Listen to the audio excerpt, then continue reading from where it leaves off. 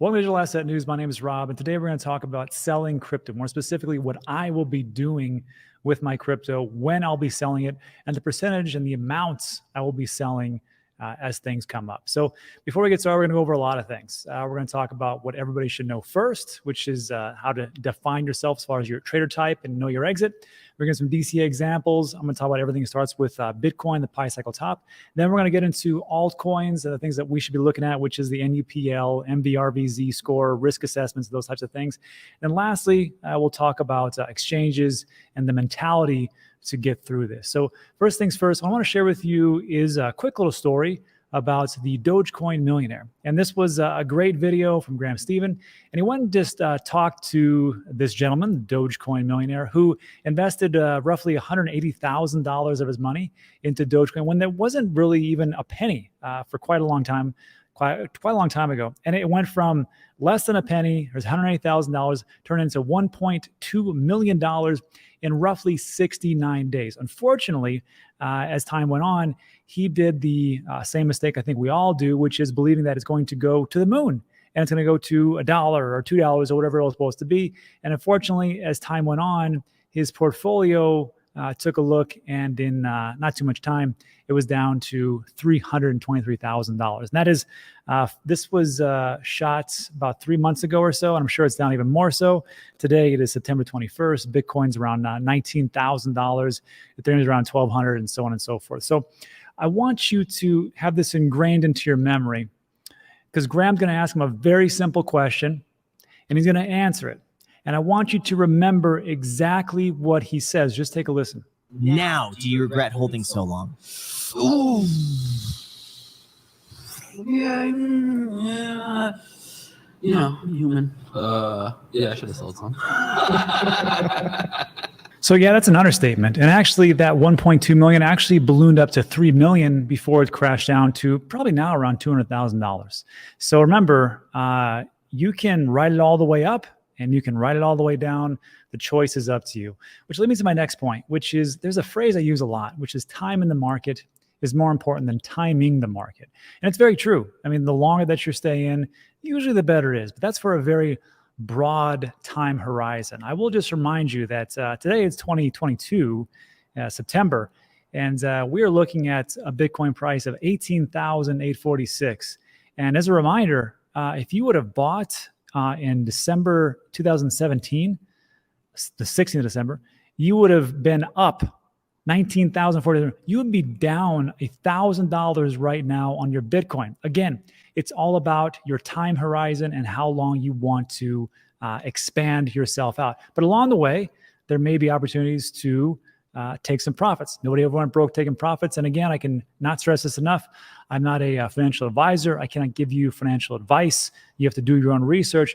These are just the things that I am actually doing. So if we take a look here, the thing that we really should be talking about is what everybody should know first, which is before selling or anything, you have to define your trader type, and you need to know your exit before your entry. What I'm talking about is this.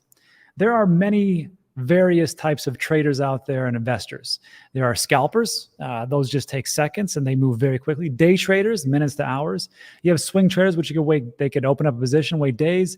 Position traders could wait weeks or months. Or then you got somebody like myself is like a cycle trader, which takes years to play out. Now, I kind of go between position trader and a cycle trader because I wait for quite a long time to unpack my bags, as they were. And then also, if you want to just do a quick down and dirty example of profit, this is the most basic one you could probably think of. So let's just say you want to know your exit before you get into it. This would be an example. You say, okay, I'm going to buy Bitcoin at whatever it is, $10,000. Bitcoin doubles its price to 20. I'm going to sell about 11K, which is in my initial position, plus a little bit of profit. And I'm going to let the $9,000 that I have into Bitcoin just ride. Maybe it goes up to $1 million and becomes the reserve world currency, and I am loaded for the rest of my life. Maybe, but that is just one example. And I will tell you this, for the examples that I've used, the things that I've done, this was my exit strategy last cycle. And it was just taking fractals, just taking a look at where things had gone in the past and extrapolated those numbers to see where they could potentially go. And some were wrong and some were pretty pretty solid on. Now, Ethereum was wrong. I thought it was going to 10,000, and I would dollar cost average in and dollar cost average out. And unfortunately, I was only able to pick up the very first point and sold along the way, but not too much. Chainlink, it was actually right. I thought it would go to $35. It actually went to $51. And the problem with this one, I think everybody knows, is that unfortunately I had a plan in place, but I didn't stick to my plan. And if I would have stuck to my plan, I would have made a lot more money on selling off Chainlink, because right now it's worth way less than $26. Bitcoin, again, I thought I'd go to 150,000. That didn't happen. Also, EOS, that did not happen. I thought it would go to 30. That was a bad one. Cardano, I thought it'd go to $30. It did, roughly around, I think it was the all-time high was 297 there, December 3rd, so pretty right.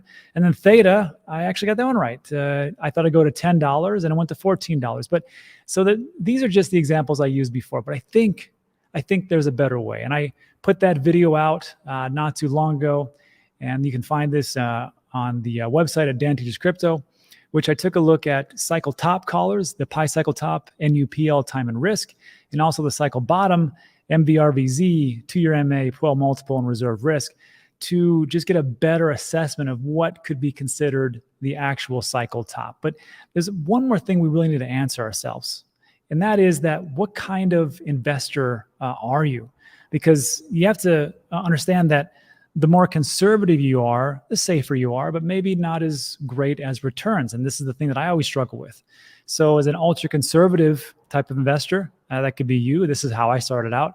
100% of everything I bought was in Bitcoin, and that was it. I didn't do any altcoins, nothing like that. As time went on, I got a little less ultra conservative, just a conservative, and I'd have Bitcoin about 90% of my portfolio, then 10% was Ethereum. And then you could go down that rabbit hole and go, well, I'm going to be a risk taker, and I'm going to go 50% of Bitcoin and maybe 40% the top 20, and then 10% could be 30 to number 1,000 of the cryptos and get really down there. Or you could be just a total degenerate and just go, okay, Bitcoin I know is the safest one, but I just want a sliver, and everything else will be in like the number 200 to 3,000 S coins and things like that. So when you look at these, remember that if you're getting into these investments, the risk versus reward, so a lot of these are very risky, but the reward are high. But then of course you have the chance of losing everything. And before you knock any of the degenerate moves, I will just say this: we have two channels. This is Digital Asset News. The other one is Dan Degen, and so far they've done so well. So Gensokishi, Everdome, Fame, and Sweatcoin. When we got into these prices, Gensokishi was 0.01, about a penny and a half. All-time high was $1.62. Not too bad. Everdome, Fame, Sweatcoin, so on and so forth. So the thing that you have to remember is when I'm getting into these cryptos, what is my risk versus reward? So the best way to take a look at that is to show you through a website called DCABTC.com and also DCA-CC.com.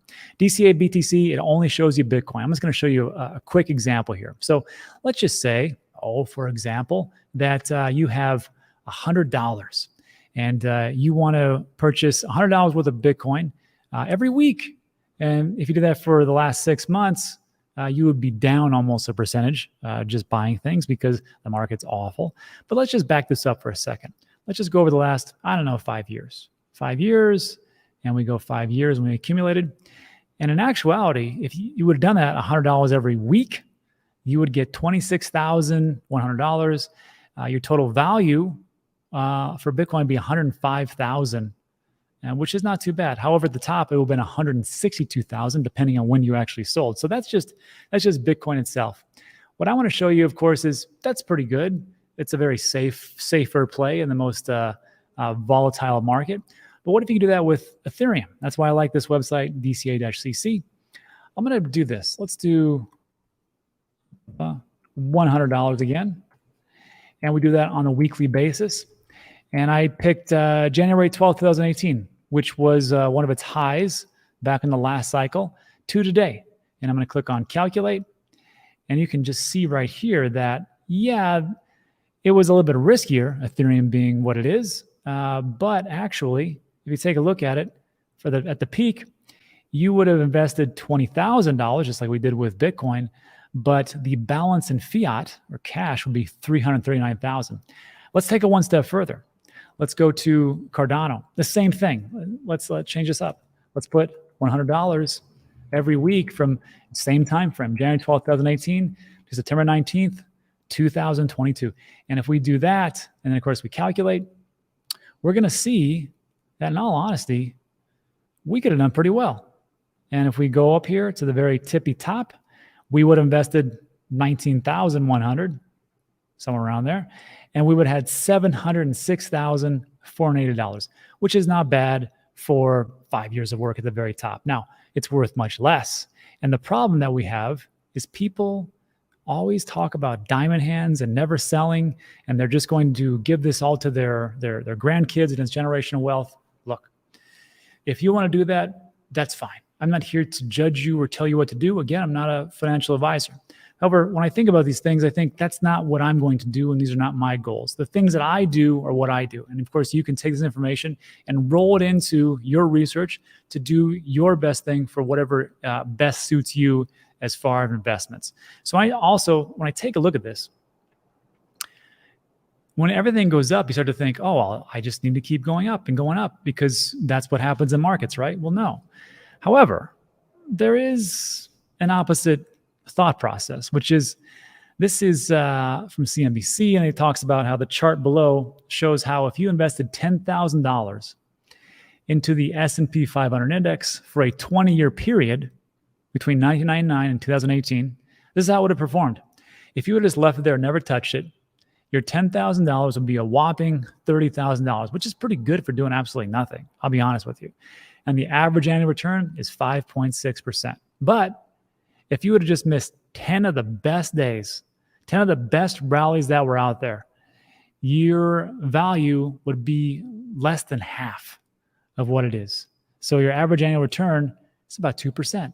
Miss the 20 best days, negative 0.3. Miss 30 best days, and so on and so forth. So again, when we talk about time in the market is more important than timing, that is true. The thing that we have to remember is that at some point, we're going to need to sell, at least for me. That's not for you. And I will just finish up with this. Those examples I gave you with Cardano and Ethereum and Bitcoin, and even this one with S&P, things look pretty rosy. But remember, it's still a risky market, no matter what you get into. Here's two examples, a dash of salt. So these are two crypto projects that were pretty prevalent in the last 2017 bull run. And you can see Dash did an amazing job of going from $3, $4, all the way to $1,000, almost $1,500. And then, of course, what did it do after that? Not much at all. And then off we go, and that's absolutely nothing. And there's a worse example here, which is Salt. Salt was a lending platform, did very well. SEC got involved, and there was a lawsuit, and it was almost at $15. And what has it done after that? Not too much. So remember, things that you do could be extremely risky depending on what you get into. So having said all that and the warnings and things like that, let's talk about how everything starts with Bitcoin, the Pi cycle top. So if you're not familiar, we did a pretty in-depth video about the Pi cycle top. Again, find that at Dan Teaches Crypto. And when we took a look at it, Pi cycle top was created in 2019. Retrospectively, it could call the top almost to a T. And then it almost called the top in 2021. A little bit off, but that's just how it is. So what I want to take a look at was, well, how accurate was it? And of course, if you're not familiar, Pi cycle top uses the 111-day moving average and a newly created multiple of the 350-day moving average, which is 350 times 2. When the 111-day moving average moves up and crosses the 350-day, we see that it coincides with the price of Bitcoin peaking. And I just thought about that. I go, maybe let's see how accurate it actually was. So here's the Pi cycle top and how it's called the top in every one of the cycles. And just for reference, when I talk about cycles, I mean the 4-year cycles for Bitcoin. Everything starts with a halving. The first one was 2012. You have a halving, then you get an all-time high, then there's a dip, and there's a reset. And the same thing happened again in 2016. There's a halving, 2017 all-time high, a dip, and a reset. And then coincidentally, the same thing happened in 2020. We had a halving, all-time high, and we're seeing a major dip and probably another reset in 2023. But I think we'll be back on track in 2024, 25, 26, 27 as things kind of work themselves out. So when we take a look at, again, the price cycle top, the first one, the first cycle, it actually was very close. Not perfect, but pretty close. So you can see here that this point, the lower part here where it has the price of $141, that's what it retrospectively took a look at and go, that was the top. But actually it wasn't. It was $214. So that was the first one. The second one was even more strange. It called it out at 1,090, when in actuality it was 1,184. So pretty darn close. And this was the only time you had a double top in roughly the same time period, the same cycle in 2013. So it did in April and it did in December, which is actually, let me rephrase that. It said in November 29, 2013 was the pi cycle top. And then in April 2013 was the pi cycle top, which is very interesting because in 2021, the pi cycle top was in April 11th, 2021. But the actual top was in November 2021. Just something to think about. So second one, now here comes the third one. In 2017, it nailed it. Absolutely nailed it. And there is no higher. It's hit it at 19,326, or roughly around there. So I think no one could fault you for selling a little $100 off here and there. And that's a good one. And then the fourth one, of course, like we just talked about, April 11th, 2021, the pi cycle top called the top at 60,148 when the actual top was November 8th, 2021 at 67,492. So again, these are still good numbers, but you have to remember this. Everything starts with the Bitcoin pump and then alt pump. So I took a look at the historical snapshot of 11th of April, 2021. And Bitcoin, the price was 60,000. Ethereum was 2,100. Binance coin was 525. XRP, $1.36, and so on and so forth. And what I did was I took a look at the top ones and just compared what the pi cycle top price points were compared to what they actually were on different dates. So Bitcoin, of course, April 11th was 60,000. The real one was on November 8th, and it was at 67,000. So 11% difference between the tops. So even if you would have sold here, you'll only be 11% away from the top. Not too bad. Ethereum, you were off quite a bit, actually. April 11th, it was 21.57. November 8th, 48.15. That was 55%. Binance coin was only 22% off. Not too bad. XRP, 24%. Cardano was way off. April 11th was 127 and actually peaked at 296. That's a 60% difference. However, Polkadot, Litecoin, and Uniswap were pretty darn close, 23, 34, 30. And the biggest one that was the biggest outlier was Solana. It was 27.93, the pi cycle price. The real all-time high price, 259 on November 6th. So that would have been an issue. However, this is what I always think about, or I'm starting to think about a lot more now, which is DCA in and DCA out. I'm going to dollar cost average in, like we all know, everybody talks about on YouTube just about ad nauseum. But I think that's just half of the equation. You have to dollar cost average out. And what I'm going to do, and I hit that pi cycle top on the next one, because we got a long way to go. We have a very, very long way to go when that 111-day moving average crosses over. I will be selling 50% of all of my crypto. And I'll tell you exactly why later. I'll be selling 50% of all my crypto. Does that mean that I will miss out on some tops, some various ones? Yes, like maybe Ethereum, Cardano, or something that isn't even in the top 100. I could definitely be missing out, but that's okay because it's all about averages. So I'll be selling 50% of my crypto.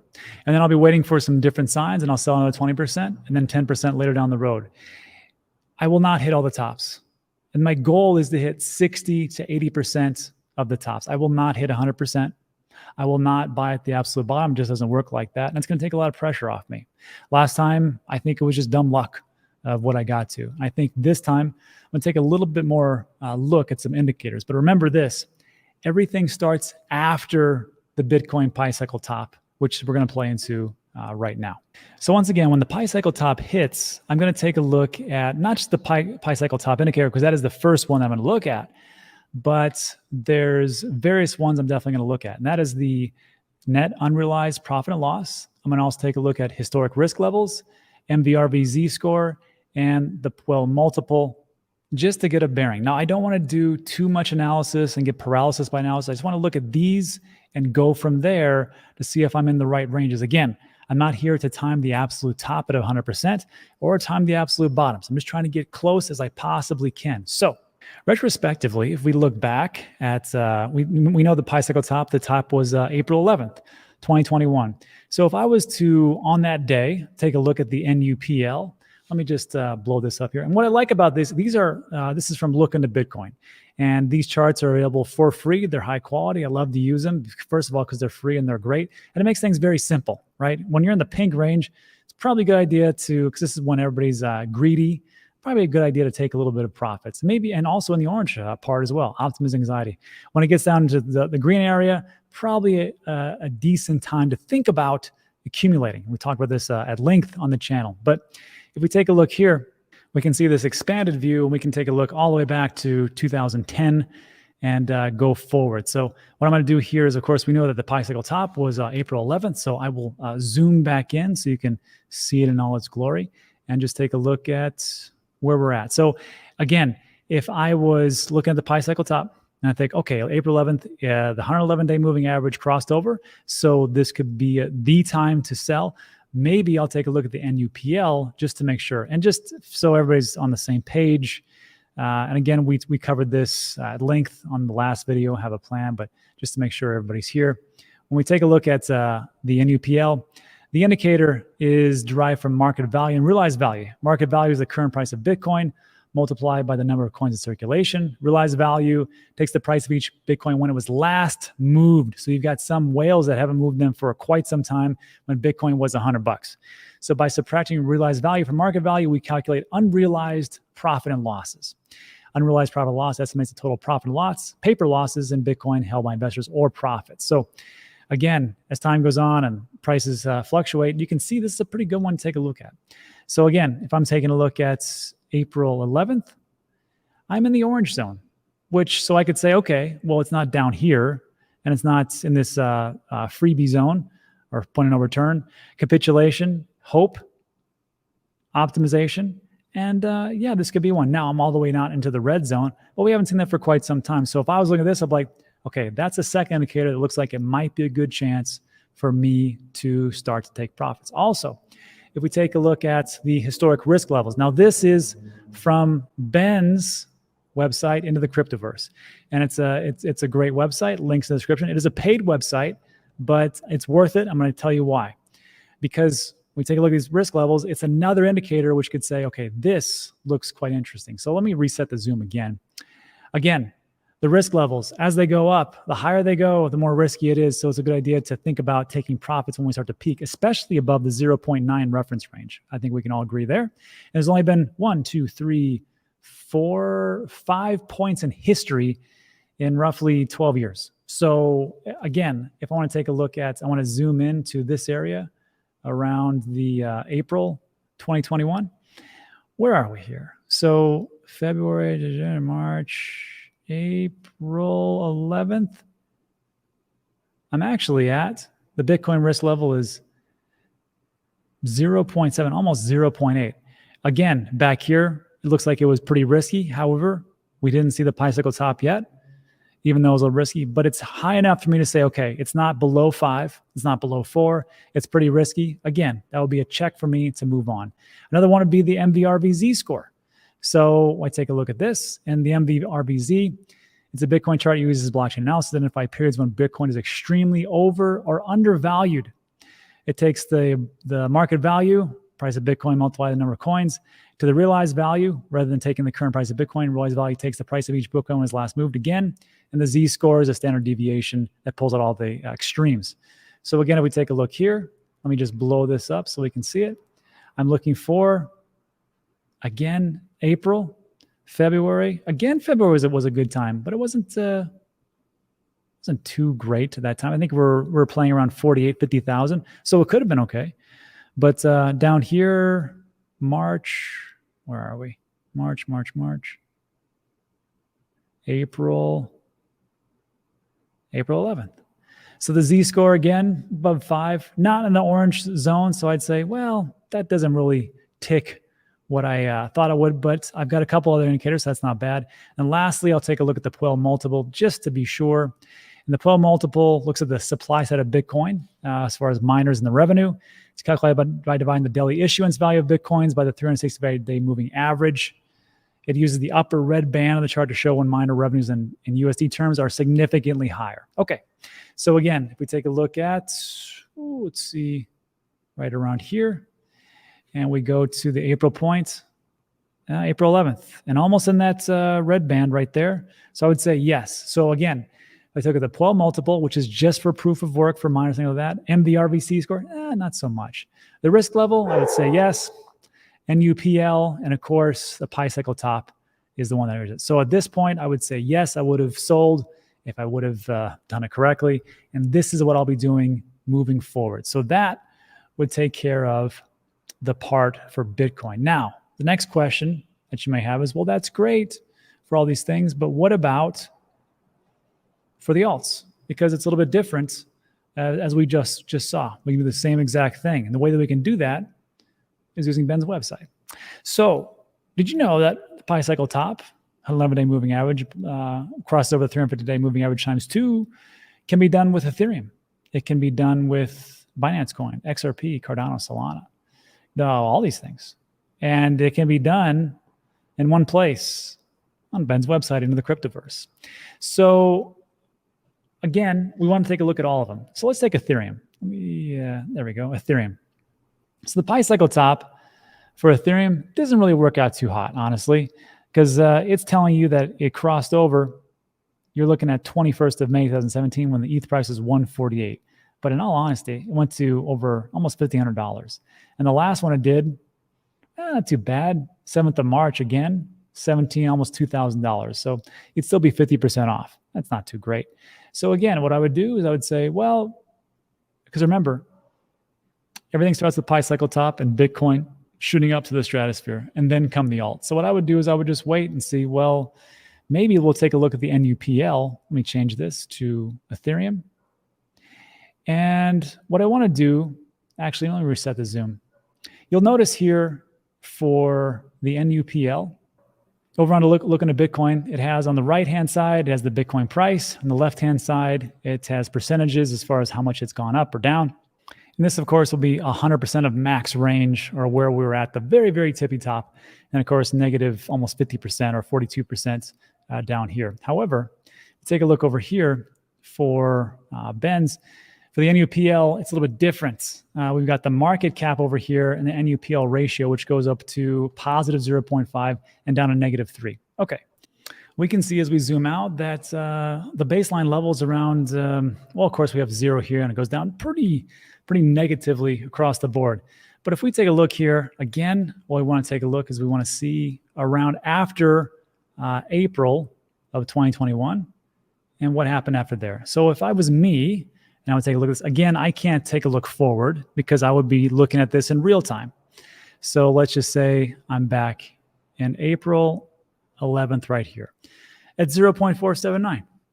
And I think if I look back, I say, well, the top last or beforehand was 0.6. So maybe I want to get a little closer, maybe 0.55 or somewhere around there, because maybe that's not it. Because I know that Bitcoin tops and then the alts start to top. So anything after April 11th, I'd probably say it might be a good time. So let's see here, 0.51, maybe not. Around here, 51, 52. So right around here, what's this? The 3rd of May, 2021, 0.5. I'd probably want to get rid of 50% of my Ethereum at this point. So 0.56, that was 3rd of May, 2021. If we take a look here, I don't know, 3rd of May, where would that be? Not bad, 3,500. So we missed it by about 1,000 roughly. And again, I will never hit the top, but I think it's a good way just to take a look at things of where we're at and go from there. Again, once I get 50%, if it goes up some more, let's say it's across another, goes up another 10, 20%. Well, I can sell another 20% later because I have things in reserves. I will never sell all my crypto, but I'll probably sell a big chunk. So that is that part. And then also, if we take a look at MVRVZ score, let's see what that would tell us. Well, again, we're at 2021, and this is Bitcoin. I need to change that to Ethereum. Right here, let's zoom in. So well, this looks tasty. See this one right here? Again, same thing, 13th of March. I'm looking at these points. If I'm looking at anything above 4, this would all be good times to sell. Again, taking a look at different charts and different graphs just to get an idea of where I'm potentially at. Historical risk levels. Let's take a look at ETH. And let's blow this up a little bit better so we can see it. So again, above 0.9 is a good time. When do I get 0? Okay, 10th of May, the same thing. And yeah, 3,400, 3,500. Again, not going to time the top, but it's okay. And then lastly, well, the Puel multiple would have worked when it was proof of work, but now it's proof of stake. So that just kind of goes to the wayside. Same thing with Cardano and so on and so forth. So again, you can use anything that you want to, but it's putting together these different charts just to give you an idea of where things are going, to say, okay, that looks like it's a good time to potentially sell. That looks like a good time, it's a good time. And over time, and using multiple pieces of data, you can make the best decision for yourself. Again, this is not financial advice. This is the things that I'm going to be doing very closely as we move forward. And there was one last piece that I forgot to talk about, which is this. I believe in the 4-year cycles, like we talked about at length. However, that doesn't mean that this will happen in 2025. It may happen in 2024 or even 2023 or maybe even 2026 or 7. I don't know. But the thing is you have to be aware of is you have to be conscious of the changes that could potentially take form. Don't get married to one idea like I did in the past and say like it has to happen at this and it has to happen at this way. Just take a look at the data. And when the data changes, you change. But the things that I see right here, these are things that I will still look for. Pi cycle top, MVRVZ, Puel multiple, well, for Bitcoin. And of course, the risk factors. If we can take a look at all those things, I think we can get a better understanding of when to potentially sell. And that'll lead me to my last 2 points, which are exchanges and the mentality. So real quick, there's a link in the description, or if you're watching this on Dan Teaches Crypto, it'll be a link underneath this video, which says the exchanges. Here are the exchanges that I use if you want to use any of them for purchasing said crypto and dollar cost averaging. I use 4. I'm in America, so this is what I got. FTX, Kraken, Coinbase, and KuCoin. And then lastly, I just want to talk to you real quick about the mentality. To remain calm is a superpower. Bruce Lee said that, and it holds true today. And when you see in my videos and you see that we lose 20% or 50% or whatever, I don't know, whatever it is over the day, I'm pretty much the same way I am right now. I just try to stay calm because I know that this is a natural progression. For some people, it's a little bit more difficult. And for those people, I'd recommend this website, which it is thedailystoic.com.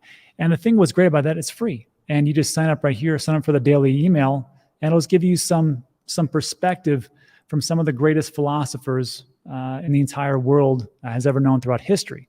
Marcus Aurelius, Epictetus, all the different Greek philosophers that really have guided me a long way. And here's this was the last email I got, which was today. And of course they get every day. And tell me if this doesn't maybe ring true with you. Temperance.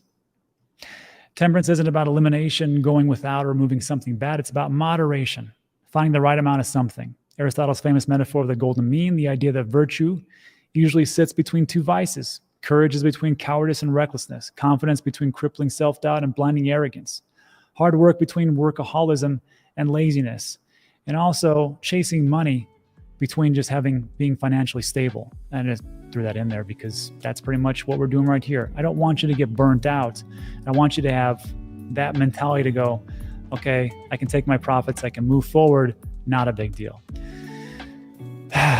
And then there's some other parts here, but I'm gonna let it go. So this video is going a little bit long, but that is it for today. So look, I know there's a lot of information to digest, and these are the things that I'm going to do. Not something that you specifically will have to do, but maybe you could put that into your repertoire of things that you may be doing along the way, but that is it.